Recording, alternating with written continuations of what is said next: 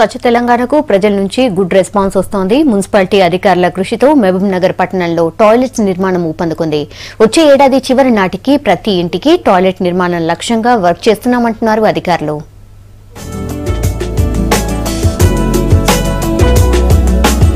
స్వచ్ఛ భారత్ స్ఫూర్తిగా రాష్ట్ర ప్రభుత్వం చేపట్టిన స్వచ్ఛ తెలంగాణకు ప్రజల నుంచి గుడ్ రెస్పాన్స్ వస్తోంది.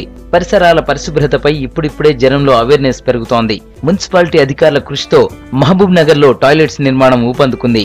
వచ్చే ఏడాది చివరి నాటికి ప్రతి ఇంటికి మరుగుదొడ్డి నిర్మాణం లక్ష్యంగా వర్క్ చేస్తున్నారు అధికారులు.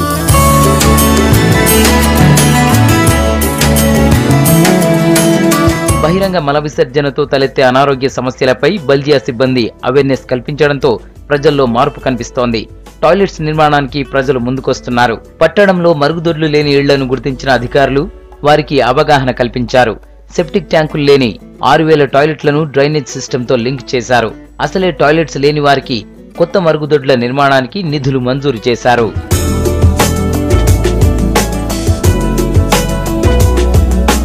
మహబూబ్ నగర్ మున్సిపాలిటీలో మొత్తం 41 వార్డులున్నాయి. ఒక్కో వార్డుకు 2 టీంలను ఏర్పాటు చేశారు. కాలనీల్లో తిరిగి పబ్లిక్ లో అవేర్నెస్ కల్పించడంతో పాటు టాయిలెట్ల నిర్మాణానికి వారిని ఒప్పించారు మున్సిపాలిటీ అధికారులు. స్పాట్ లోనే అనుమతి మంజూరు చేసి నిధులు కూడా రిలీజ్ చేశారు. నిర్మాణాన్ని బట్టి 2 విడతల్లో 12,000 రూపాయలు లబ్ధిదారుడికి అందజేస్తున్నారు. అధికారుల కృషితో పట్టణంలో టాయిలెట్స్ నిర్మాణం ఊపందుకుంది.